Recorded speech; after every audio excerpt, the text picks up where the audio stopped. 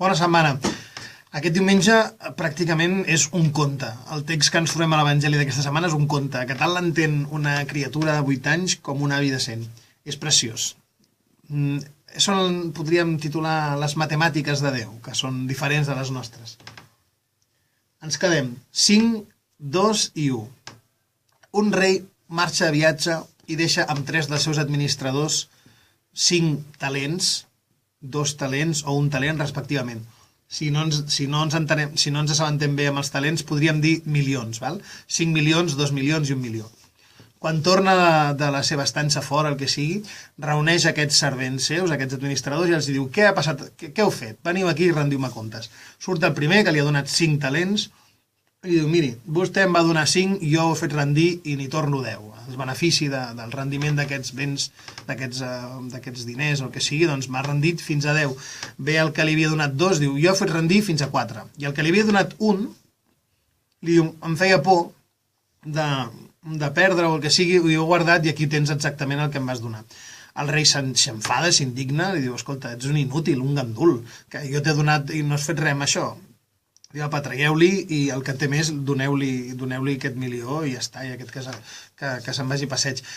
Aquest conte és preciós i s'entén perfectament. Jo penso que hi ha molta gent que no s'acaba d'implicar amb la causa de l'Evangeli o la fe o això, perquè s'entén massa bé, és massa evident, i com que s'entén bé, doncs, i compromet tant al viure, doncs és millor tirar-s'ho a l'esquena i mira per tu i no et preocupis dels altres. Cadascú de nosaltres tenim grans béns. El primer, la vida, que és un regal per tothom, creient o no creient. Això no té res a veure amb la fe. La vida és un regal, és una cosa que no ens l'hem donat nosaltres mateixos. Això és una evidència indiscutible. A partir d'aquí, els creients, evidentment, la vida per nosaltres és un do de Déu, és un regal que ens ha fet el nostre Senyor, un regal preciós. A partir d'aquí tenim tota una cadena de dons, qualitats, aptituds, el que sigui, que tenim i que podem posar al servei dels altres. I pot ser que hi hagi algú que pot fer ben poca cosa. Doncs el que té poc farà poca cosa. El que no sap llegir, doncs no llegirà.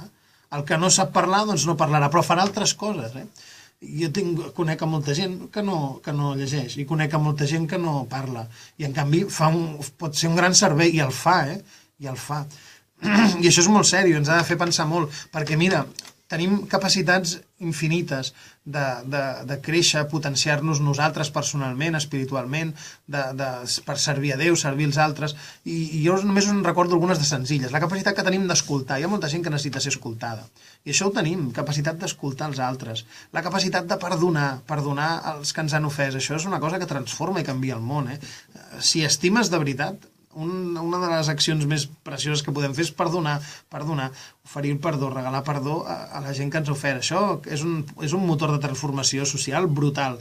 També, evidentment, doncs, els béns materials, les qualitats o els talents o els dons que podem tenir, doncs, més materials, no? A vegades hi ha gent que Déu l'ha beneït amb riquesa, amb una estabilitat econòmica o amb el que sigui, doncs, des de les nostres potencialitats, des de les nostres capacitats, intentem fer, com diu aquesta paràbola, fer rendir allò que Déu ens ha donat. Intentem ser una mica emprenedors espirituals enmig d'un món que la fe a vegades ni importa, ni li va ni li torna.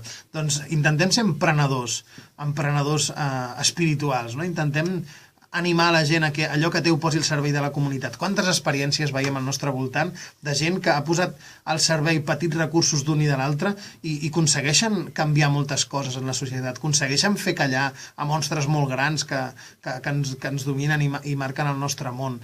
Doncs bé, el poder d'aquestes petites virtuts que té cadascú, d'aquests petits talents posats al servei de la comunitat humana, és brutal. Aprofitem l'Evangeli d'aquest diumenge, doncs, per animar-nos.